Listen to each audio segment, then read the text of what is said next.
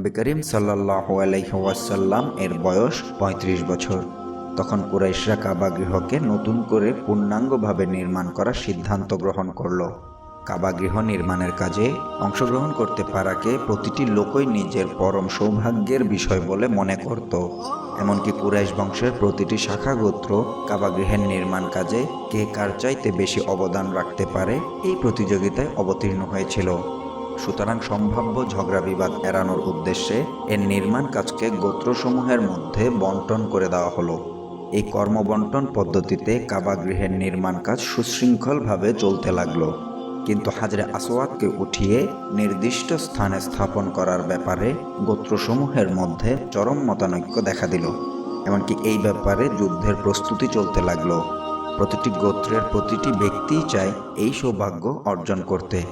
এই কঠিন পরিস্থিতিতে বিভিন্ন গোত্র সম্প্রদায়ের চিন্তাশীল ও দূরদর্শী ব্যক্তিবর্গ আলাপ আলোচনার মাধ্যমে আপোষ মীমাংসায় উপনীত হওয়ার মানসে দারুন নাদওয়া বা পরামর্শ গৃহে সমবেত হলো।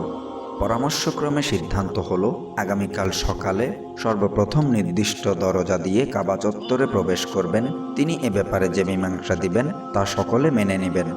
পরদিন সকালে দেখা গেল নবী করিম সাল্লাল্লাহু আলাইহি ওয়াসাল্লাম সর্বপ্রথম ওই দরজা দিয়ে কাবা চত্বরে প্রবেশ করছেন।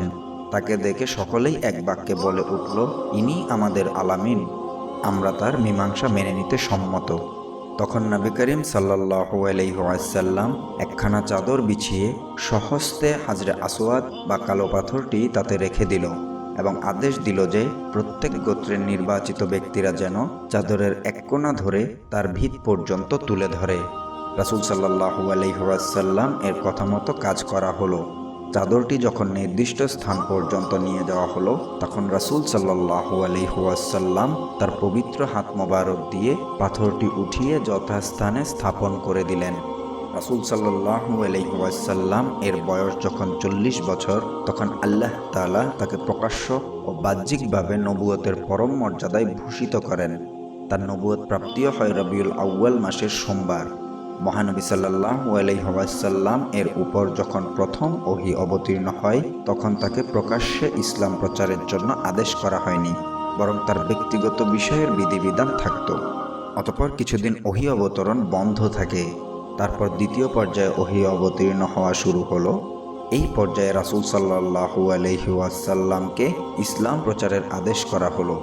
এই পর্যায়ে মহানবী সাল্লাল্লাহু আলাইহি ওয়াসাল্লাম প্রথমে তার পরিচিত বন্ধুবান্ধব এবং যাদের প্রতি তার আস্থা ছিল তাদেরকে ইসলামের প্রতি আহ্বান করতে লাগলো।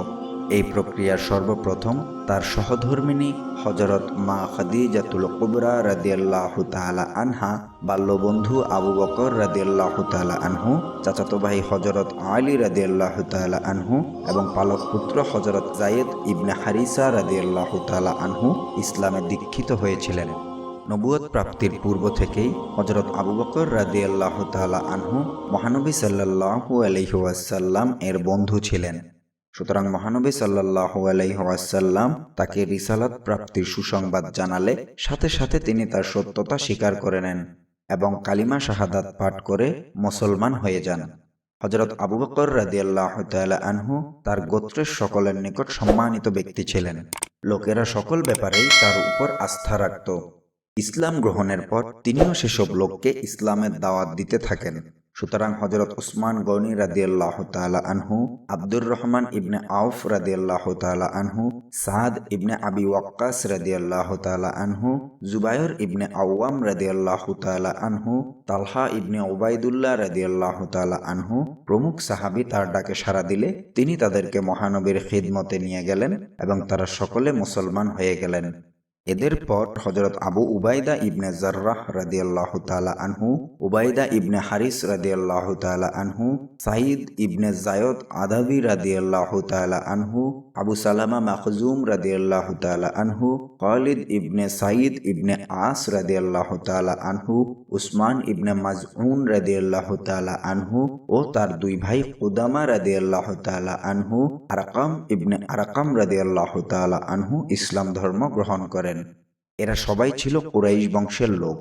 কুরাইশ বংশের বাইরে হযরত সুহাইব রুমি রাদিয়াল্লাহু তাআলা আনহু, আম্মার ইবনে ইয়াসির রাদিয়াল্লাহু তাআলা আনহু, আবু যার গিফারি রাদিয়াল্লাহু তাআলা আনহু, আব্দুল্লাহ ইবনে মাসউদ রাদিয়াল্লাহু তাআলা আনহু ইসলাম গ্রহণ করেন।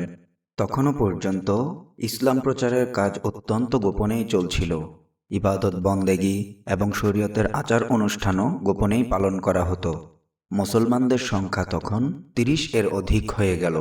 মহানবী সাল্লাল্লাহু আলাইহি ওয়াসাল্লাম একটি বড় ঘর নির্ধারিত করে দিলেন। তারা সকলে সেখানে সমবেত হতেন এবং রাসূল সাল্লাল্লাহু আলাইহি ওয়াসাল্লাম থেকে ইসলামের তালিম নিতেন। এই পদ্ধতিতে ইসলামের দাওয়াত ৩ বছর পর্যন্ত চলল। ততদিনে কুরাইশদের এক উল্লেখযোগ্য সংখ্যক লোক ইসলামে দীক্ষিত হয়ে যান এবং আরও অন্যান্য লোকও ইসলামে দীক্ষিত হতে শুরু করেন। এ সংবাদ সারা মক্কায় ছড়িয়ে পড়লে জনগণ বিভিন্ন স্থানে এ সম্পর্কে আলোচনা করতে শুরু করল। এভাবে প্রকাশ্যে ইসলামের দাওয়াত দেওয়ার সময় এসে যায়। এরপর আল্লাহ সুবহানাহু ওয়া তাআলা মহানবী সাল্লাল্লাহু আলাইহি ওয়াসাল্লাম এর কাছে এই মর্মে ওহী নাজিল করলেন, যে বিষয়ে আদিষ্ট হয়েছেন তা প্রকাশ্যে প্রচার করুন এবং মুশরিকদের উপেক্ষা করুন। মহানবী সাল্লাল্লাহু আলাইহি ওয়াসাল্লাম এই আদেশ পাওয়ার পর মক্কার সাফা পাহাড়ে আরোহণ করলেন এবং তিনি কুরাইশদের গোত্রসমূহের নাম ধরে আহ্বান করতে লাগলেন। সমস্ত গোত্রের লোকেরা একত্রিত হল। রাসূল সাল্লাল্লাহু আলাইহি ওয়াসাল্লাম প্রথমেই তাদের জিজ্ঞাসা করলেন, আমি যদি তোমাদেরকে এরূপ সংবাদ প্রদান করি যে শত্রু বাহিনী তোমাদের উপর চড়াও হওয়ার জন্য ছুটে আসছে এবং অচিরেই তোমাদের উপর লুটতরাজ শুরু করবে, তাহলে কি তোমরা আমার কথা বিশ্বাস করবে? একথা শুনে সকলে একসাথে বলে উঠল, অবশ্যই আমরা সবাই আপনার সংবাদ সম্পূর্ণ সত্য বলে বিশ্বাস করব, কেননা আজ পর্যন্ত আমরা আপনাকে মিথ্যা কথা বলতে শুনিনি। এরপর মহানবী সাল্লাল্লাহু আলাইহি ওয়াসাল্লাম বললেন, আমি তোমাদেরকে এই দুঃসংবাদ প্রদান করছি যে তোমরা যদি তোমাদের বাতিল ধর্ম পরিহার না করো, তাহলে অচিরেই তোমাদের উপর আল্লাহর পক্ষ থেকে ভয়াবহ শাস্তি নেমে আসবে। তিনি আরও বলেন, আমার জানামতে পৃথিবীর কোনো মানুষ তার জাতির জন্য আমার আনিত উপহার অপেক্ষা উত্তম কোনো সওগাত বহন করে আনেননি। আমি তোমাদের জন্য ইহকাল ও পরকালের কল্যাণ বয়ে এনেছি। আল্লাহ তাআলা আমাকে নির্দেশ দিয়েছেন আমি যেন তোমাদেরকে ওই কল্যাণের প্রতি আহ্বান করি। ইসলামের দাওয়াত দেওয়ার এই ধারা অব্যাহত রইল।